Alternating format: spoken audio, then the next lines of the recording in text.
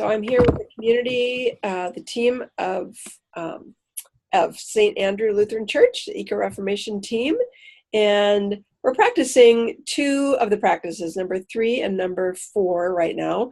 Number 3 is discovering our stories, consciously recognizing the power of God's presence at work within our own lived experience, within the lives of others and the stories of the places we live.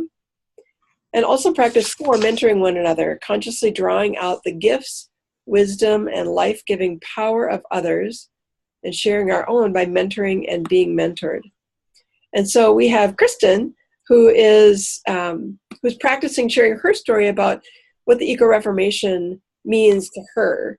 And so we're going to give her a chance to share her story, and then the team is going to offer some feedback, do some mutual mentoring around that. So Kristen, thanks so much for being willing to share your story. Okay, well, thank you.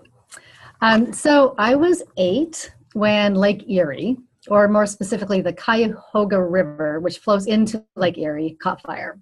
And I remember asking my parents about it. I was very stunned by this. I think we learned about it in school. But I lived 2,000 miles away in Idaho, and I couldn't even imagine how a body of water could become so polluted that it could catch on fire. My parents were not environmentalists, but we fished, hunted, skied, hiked, boated, and camped, always being told to leave the area better and cleaner. They'd say, be sure and leave the earth a better place than how we found it, because this is what we did, so that is what I did. I grew up in that environment, living in a wilderness area that was still pristine. And I knew the stewardship responsibility of taking care of these special and sacred places. I even worked for the City Parks and Recreation Department in high school, personally caring for numerous parks in our town. I knew that we were special. We took such good care of our space. While back east, they polluted so much that lakes could burn. Immediately after graduation, my family moved to East Tennessee. As I began to hike and camp in this area, it started to become apparent to me that with people living closer together, they just didn't seem to care as much about keeping wild areas clean. I could be self-satisfied, as appreciative of the pride citizens took in talking about their beloved Smoky Mountains, that I continued to pick up trash, maybe a bit more, as I walked on trails, because this is what we did. And so this is what I did. From there, I moved to New Jersey and was stunned at the extent of garbage and pollution there. Obviously, care of the earth was missing. I had no understanding of how people could live in such areas, assuming at my young age that this was simply a choice. I was completely, ignorantly unaware of issues that may contribute to these conditions. I quickly moved from there to Oregon, where I could again sink into the comfort of surrounding myself with like-minded people, those who cared for the earth, picked up trash, and recycled. I attended sessions from the Northwest Earth Institute at work, where we could discuss ways to better care for our environment. I raised my children to pick up garbage in our neighborhood, camp without leaving a large environmental footprint, and recycle everything. Because this is what we did. So this is what I did. By then, my mom and dad had settled in rural Ohio and would frequently make trips out to visit us, and we would get busy with the kids and events, but still made time to visit the coast or the mountains. Then something happened that made me rethink the ease at which I was able to approach my responsibility of earth stewardship. It was a very small moment. It was after my dad had died, and my mom came out for an extended visit with my family. She took, okay, take a breath. She took her empty soda can and tossed it into my garbage. Seriously, into my garbage can. And I was somewhat stunned. Not as much as with Lake Erie burning, but still stunned, right? I pulled it out of the garbage and I said, what are you doing? Why didn't you place this in my recycling bin? And her response is what caught me. She says, oh, that's right. You recycle everything out here. That's what you do. And I replied, no, that's what we do. That's what we do. That's what we've always done. So of course that's what I do. She said, no, that is what you do. We don't have recycling bins provided to us through the garbage service. They don't conveniently come by my house, and the recycling center is located on the other edge of town. It finally dawned on me how convenient it is to be a good steward of our environment when it is easy. And it hadn't generally been usually easy for me. Living where recycling is a part of our garbage system, where my work has workshops on the environment, where my church states one of its core values as earth care, where most of the people around me understand that this is just what we do, so this is what I do, is really easy. It occurred to me that the real heroes in this environmental struggle, and it is such a struggle, are those who aren't in easy places to do these tasks, but do them anyway. Mm-hmm. This is what EcoFaith recovery means to me. Mm-hmm. To find opportunities to engage in the difficult places and be with those who want to make a bigger impact, but the effort is great. To move from being in a place of complacency and self-congratulations because we're doing good things when it's easy, to where it is difficult and the work is harder due to greater barriers.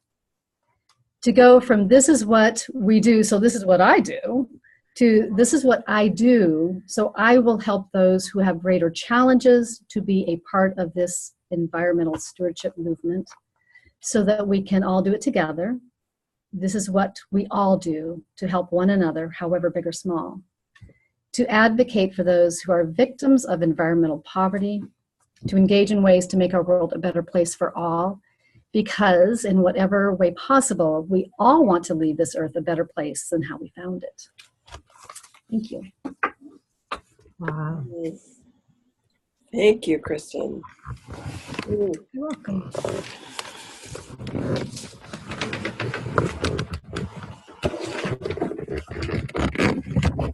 Oh, as the computer is turning a little bit. Let's go back to gallery view.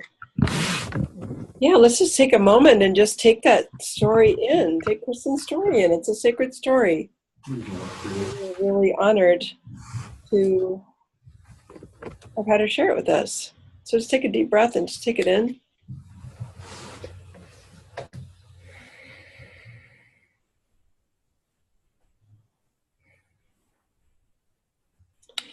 And let's offer Kristen some feedback, some affirmation, and some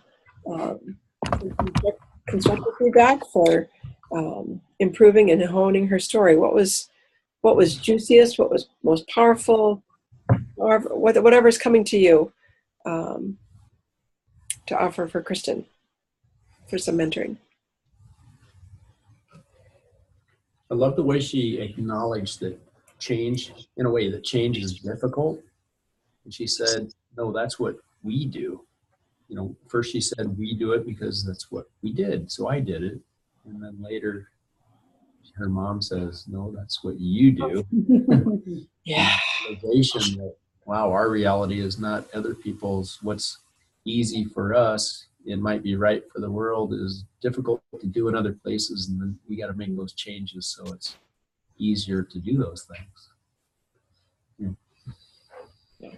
I think anybody that's lived in a place that's not as environmentally focused, because I remember the first time I had that experience too, where when I moved to Washington, D.C. Oh, yeah. And realizing that for my entire apartment complex, 8, 10 buildings, there were 2 recycle bins the size of the one you get for one household here.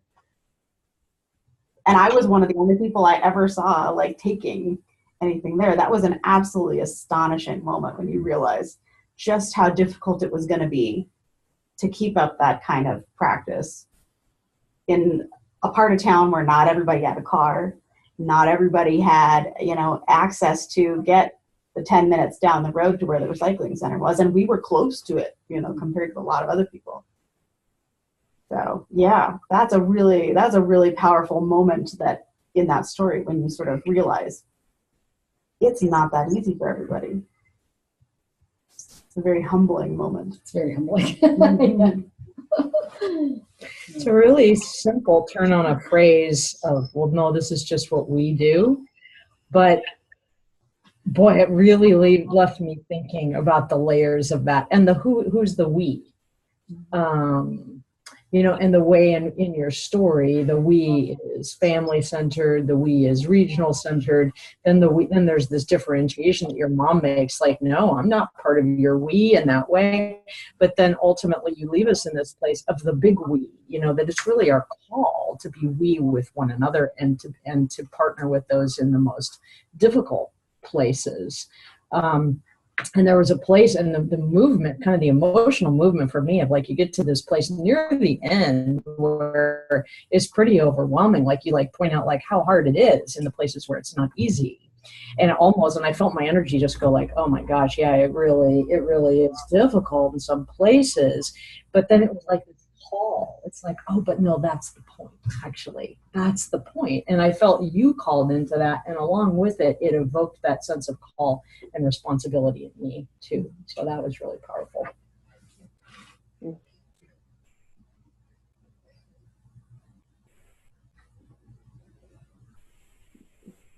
I appreciated, I don't think you used the word, but I appreciated the reality of saying we're called to accompany others in this process, not just to tell them and model for them, but also be with them, walk with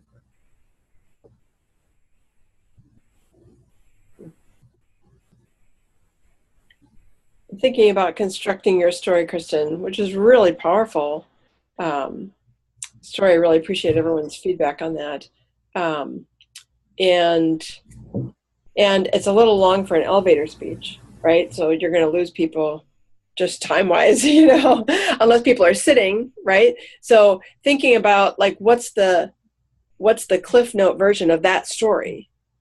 So what are the powerful, what are the really powerful moments? And I think Robin maybe had something with that. This is what we do. Maybe looking at your story again, kind of through that lens, like what's the arc of the story is, oh no, this is what we do. Oh, wait. We're not doing this. Like Erie's burning and we're now in New Jersey. And it's like, that, so those ahas of like, oh no, I guess this is not what we do, and then the thing with your mom, this is what we do. And then the expansion of the we.